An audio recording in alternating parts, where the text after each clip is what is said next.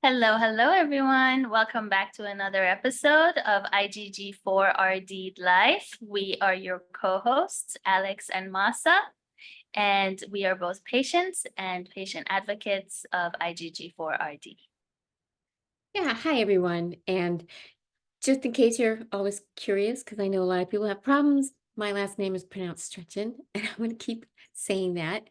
For those of you tuning in for the first time, this is a one-of-its-kind platform where we, the patients, will amplify IgG4-RD patient voices. We're going to discuss our daily lives, successes, struggles, both of those. We provide also information and talk about research, ongoing and upcoming trials, resources, and more. And today, this is a question we get a lot from other patients. So we're going to talk to you about our experience with rituximab infusions. And Mahsa, why don't you kick us off? Thank you, Alex. Yes, I can go ahead and start off with my experience and how it goes. We do end up answering a lot of questions around the infusion day, the time, the side effects, and so we wanted to really get into what me and Alex individually go through. Um, as similar as our experiences are, they're still very different. So if you're able to get the treatment and, hopefully everything is set, there's, nothing happening before it. I personally don't one thing I want to talk about is the pre-vaccines. So they're not always a requirement. However, doctors are split on it 50-50. So a lot of us get the flu vaccine, COVID vaccine beforehand, and a lot of us don't. So I personally am one of the ones that doesn't get any extra vaccines, before my infusions. So the day of, you show up and they give you the pre-medications, which is usually Tylenol, Benadryl, and a steroidal injection. They usually give you prednisone, but I know a lot of people have issues with taking a high dose of prednisone. So what I do personally is I ask for prednisolone, and that's usually easier on the body. So I get 125 milligrams of that. We wait about 45 to 50 minutes, and then they start the infusion drip. When they're doing the infusions, a lot of times they'll ask you, do you want a slower drip, or how do you tolerate it if you've had it before? But if it's your first time, they'll start you off with the slow drip. They'll monitor you every 15 minutes. They'll take your blood pressure, make sure all is good. And then if they see you're doing well, they might increase the drips by a little bit of time. It does take 4.5 hours to 5 hours typically. For the much slower rates, it does take about 6 hours. That's what I personally went through. You start craving snacks, so take your favorite snacks. I personally crave carbonated soda, so I always have one Diet Coke with me there. Um, but it's a relatively easy process. There shouldn't be so much fear around it as there is. Yes, your body gets immunocompromised, but we have to always consider what is the worst outcome if we don't go for treatment. And a lot of times for us IgG4 patients, it ends up being a more severe case if we don't go for treatments. And I know it's an individual choice all the time, always. You can choose if you want it, if you don't want it. But there's such fear around it that Alex and I wanted to, do this episode to make sure that we're able to put some of the patients' minds at ease. A lot of us are continuously getting these infusions. I currently get 2 infusions every 6 months, 1,000 milligram unit. It does make me feel better. It works your system for 90 days post infusion. We call it the 90-day cycle. And after the 90 days, you should start to feel better and, be what normal is to you, I would say. For me personally, a month before infusions, again, I start to relapse. And so I look forward to my infusions because I know it's my miracle drug. It's going to make me feel better. And, when I go in it with no fear and rather excitement, I feel like I do better with the treatment after it. One thing I want to suggest is that pre-steroids that they give you, It will give you a good energy boost the first couple of days, so you feel like you're doing great. Don't worry if you get tired, feeling heavy, feeling fatigued. You start to get those heavy feelings. You want to lay down, rest up, mask up, hydrate, vitamins, juice, or fresh orange juice, things like that, just to really help aid your body heal. Rest, plenty of rest. Try not to argue with anybody the first couple of weeks. Excuse me as I lose my voice. The first couple of weeks, you might end up getting into some arguments. I think that's the steroid jitters. Alex and I were talking about it, but overall, it's a pretty easy, pretty smooth sailing experience. I personally don't have interactions, but I know that Alex has a different side of this with her experience. So let's listen to Alex's infusion experience. Yeah, and before I go into that, I wanted to ask you two questions. And that was, well, I forgot the second question, but you were talking about the methylprednisolone. So I can't. Methylprednisolone. What is that? I've never heard of it. It's just a different version of prednisone. It's the way that it's kind of like making a different version of it that's just lighter on the body. I feel like it has more coating, so it doesn't give you the same jitters that you usually would get. It doesn't give that hyperactive state that you get when you're on prednisone. So it minimizes the side effects that the body feels with high dose prednisone. You end up feeling a lot of it less. So I've personally always stuck it out with methylprednisolone. Well, that is really good information for me because I will be talking about my post rituximab experience as well. So thank you for sharing all of that and for giving me some new info. For me, the first time, so let me go back. So when they were telling me about rituximab and some of the side effects that you would experience, there is this one side effect called rigors, which is shaking, feeling really cold and uncontrollable shaking.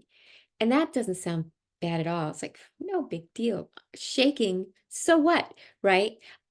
Until you experience it, and it's absolutely terrifying. Your body isn't shaking. You are literally racked back and forth with the shaking, and it hurts. I was in pain from it.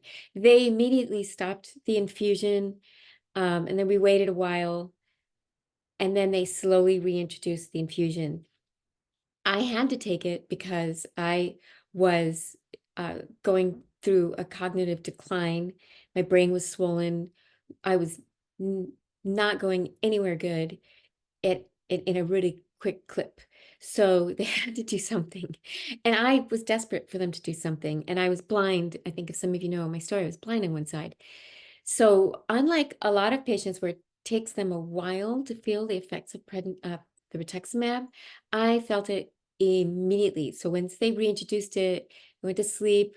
I woke up in the middle of the night because, the the steroids do get you really jacked up. So I woke up in the middle of the night and I could see again. So I was like, wow, this is awesome. I felt immediate relief, immediate. There was only one direction I was going. So it was obvious to me that I was feeling relief from my first rituximab infusion and that it was immediate.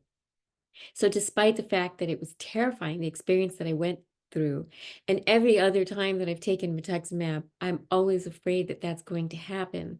I also have a lot of faith that my medical team is experienced enough to handle it. They're an infusion center and they will take care of me.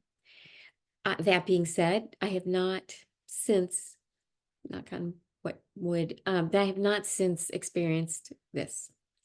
They always do a slow infusion on me. They give me extra Benadryl. And for most people, after the prednisone, after the rituximab, the steroids wear off in just a couple of days. But for me, it takes like a week to wear off. I'm hypersensitive to that stuff. It does make me totally miss cranky pants, but I'm very productive, get a lot done. My house, gets a lot of reorganization, get a lot of writing done, not a lot of sleep, and that's probably part of why I'm so cranky. Um, so for me, despite the fact that I had both a negative experience with the infusion itself and negative experience post infusion from the steroids, I would definitely say that I would go through it again. Um, and in fact, I'm going through it again in a couple days. So, so there's that. Yeah, check in next week. The other thing also I want to say is now there's a new type of recommendation for people if their health is starting to improve, that there's a maintenance dose of rituximab, because I was also doing 2,000 milligrams, 2 weeks apart, and then 6 months. Um, and now the maintenance recommendation is only one dose. It's a half, one dose every 6 months. So we're actually going to try that this time. And uh, we'll see how it goes, because if it doesn't work all right, we'll know pretty quickly, or eventually anyway, then I could just go back to the 2 doses. So there's hope, right? So I'm not asking you to just look at the bright side without acknowledging your feelings of fear and anxiety and the despair of having this disease. I'm asking you to look at the bright side in addition to all that, because we are dealt a double-edged sword, and that's what we have to deal with in life. So that for us, but anyway, so that's my sharing of my experience with my disease. Thank you, Alex. You know, the maintenance therapy, right? So one infusion every 6 months. That is the goal, even for me at the moment. But so far, because I have multi-organ involvement and I'm receiving rituximab for more than one condition at the moment. But that's the hope also for me to get into that maintenance therapy where you just do one infusion and then hopefully you get to stop it. There are a lot of patients, who if you have and it's not to take away from anybody's struggles or anything. If you have just one organ involvement or two organ involvements, you may hit remission more easily than the general consensus or the rest of us. So, but the goal is still remission. We can achieve remission. It might last, a few months, it might last a few years, but we'll take anything. We'll take any type of remission possible, right? Yeah. Um, And I think that's important to note too. This whole multi-organ involvement, you know, if you're not getting diagnosed, that's why it's so important to get diagnosis. So anyone who doesn't have IgG4-RD or doesn't know that they have it, but they're having all kinds of mystery illnesses, or they care for someone who does, early diagnosis prevents a lot of the damage. So yes. when we think about multi-organ involvement, we're also thinking about later diagnosis, for the most part, or misdiagnosis and getting treatment for other things. Exactly. And being diagnosed at a later stage or later state, you could have multi-organ damages, you could have organ failure, which happened to my gallbladder. We already talked about it. It can cause a lot of different types of chaos in your body. And some of them can end up being fatal.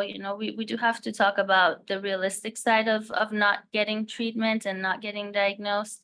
But something that along my research and even talking to patients and going to the symposium, just one thing that I've really learned is that, first of all, it's every individual's choice on what they want to do with their treatment plan. They should never be forced a plan on them. But refusing treatment has been one of the first causes of our morbidity rates. So most of our fatal numbers, they either come from refusing treatment, or majority of it is actually with that prednisone, that steroid taper. and cutting off. So, again, when you assess the risks, like I'm coming to notice that Rituxan might even be a little bit safer than the steroids, when it comes to it. But that's not to say it's not dangerous. I mean, we get immunocompromised, which is why we say stay away from crowds, mask up, try not to travel in the first at least 2 to 3 weeks post infusion, because these are chances of getting infections, and then that's when things get a little bit scary, is getting an infection. But it's avoidable. We've all been going through it. A lot of us have also had, infections or bacterial viruses that come afterwards, but we've been handling it well. So again, we don't want to create fear around it. Rather, we want to create positivity around the treatment that's saving us, right? Right. And then also, like, I get vaccinated for whatever vaccine's out there, for whatever's, the vaccine du jour. I'm taking it 2 weeks before my infusion, and that's on the advice of my doctor, because I'm not going to be able to take it after. And yes, don't forget, you are killing, well, decimating, maybe killing is too strong of a word, because I think you do have other immune cells in action, but your B cells, bye-bye. Okay, they're getting inactivated. So it's no lie. You have to take care of yourself, and you're more important than other people's egos too. So if you have people who don't want to mask up, well, we have Zoom. Mhm. So, And it's the way of it, and that's totally okay. And I think also that it is your own decision no matter what. So don't let anyone pressure you into doing something that you yourself don't feel like doing. So I wouldn't pressure you to do it, but I am going to say lifesaver. So yeah, and don't let people pressure you out of it either, because that's something that we deal with is, well, have you got a second opinion? Have you got a third opinion? What if this happens? What if, well, you didn't check for this virus beforehand? This could be dead. This is the thing, that the opinions and advices that come from around us, they're not necessarily true. They're just that. They're a set of opinions and things that are based on that person's knowledge and experience. The best thing to do is to talk to other patients first and foremost, and then speak to your doctors. And thank you for bringing up the vaccines. I really wanted us to talk about that because I don't get them, she does, and we're both fine. yes. Just So an there you have example, right? it. Just an example. Like, it could be both. You're gonna be okay. Just be strong. You got this. We're here with you. We're here for you. Yeah. And Yeah. I've always brought someone with me to my infusion. This coming infusion, I'm going to go by myself. But if you bring anyone with you, let them know that it's not fun and games. You will be mostly passed out the entire time. Maybe you can bring a movie, but it's just going to be background for your dreams, because that Benadryl really does knock you out.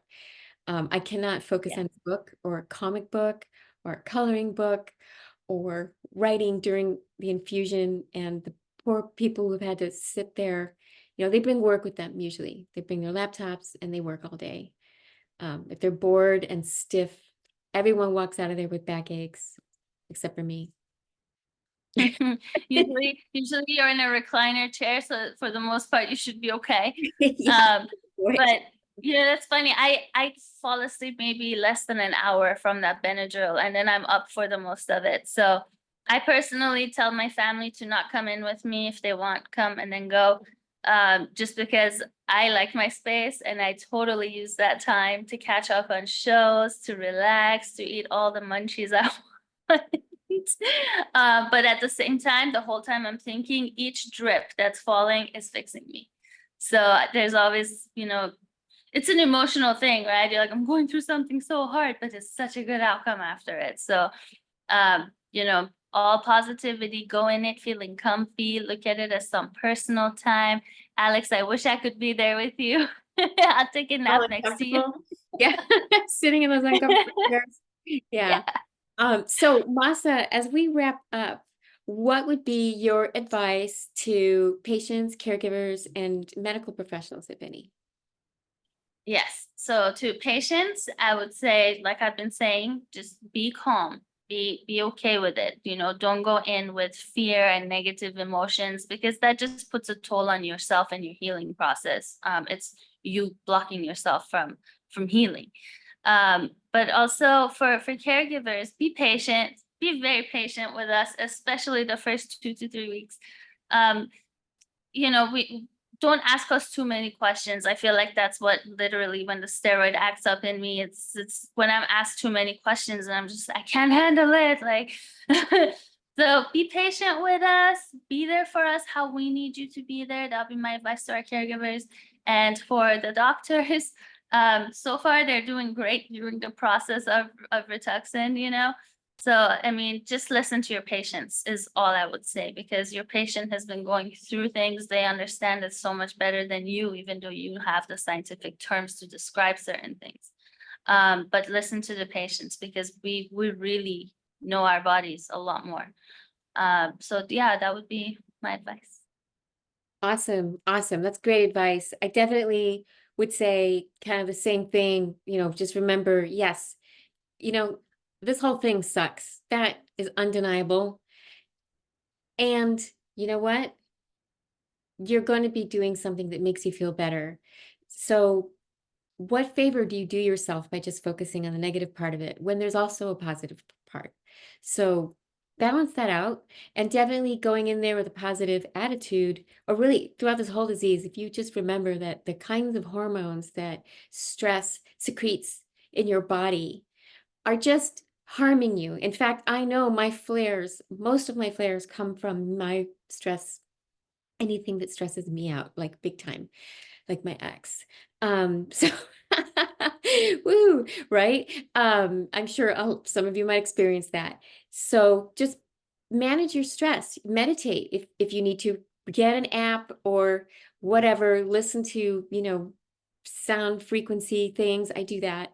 The other thing I would recommend for patients is be patient with yourself afterwards. If you're feeling jacked up, and also don't beat yourself up for being, Mr. or Miss Cranky Pants, because you probably will be. And oh, and clean your house before you go, because you really want to come home to a clean house because you are immunocompromised. So that's what I've been doing this week with what little spare time I have. For caregivers, oh yeah, and the other thing about for patients, I would say, is listen to yourself. Most of all, don't let anyone pressure you into anything, um, because that's just not fair. Because part of self-care is self-advocacy and having boundaries. Uh, and so this goes right into, for caregivers, don't pressure your person you're caring for. There's a line between control and care. So sometimes you need to check your motives, control and compassion. You really want the other person to do better, but sometimes, that really is out of your control. So just be caring and express the care part of the compassion versus the desire to do something. And if you can be there with them, no matter how uncomfortable and boring it may be while you're there, that is super awesome. And yeah, be patient. Again, I'm echoing that. Be patient with the poor patients afterwards, because if they're cranky, just, shut your ears, go take a walk, whatever, and don't go, you're like that because you're on hormone, just resist the urge to engage. And then for the medical teams, again, like Mahsa, I would say thank you so much for the care. Keep up the great work, the sympathy, the compassion, the kindness. It goes such a long way. And if other patients don't express it, I would like to express on behalf of most of us, if not all of us, thank you, thank you, thank you from the bottom of my heart. So that Yeah, thank you. That's actually, you said everything. Um, the caregiver part, um, when you said go take a walk. Yes. Please, you do the 10-second countdown and the walk off and deal with our temperament in that moment, please, because when we notice that you're not feeling comfortable around us, that just adds on to our guilt of, of being a burden. And again, you having to be here for us and you having to give up your thing to be here and do this. And that again releases these stress hormones that Alex talks about. So be Yes. patient with us, yeah. Yeah. So to sign off, I just want to make sure everyone please share this with others, especially if they're having weird experiences with their health. Follow us, subscribe, hit the little notification bell, and follow us on our socials. And we'll make sure that you get the latest updates on everything IgG4-RD and also experiences from us and people that we'll be interviewing. Yes. Thank you all very much. Have a wonderful rest of your day. All right. Bye. We love you. Bye.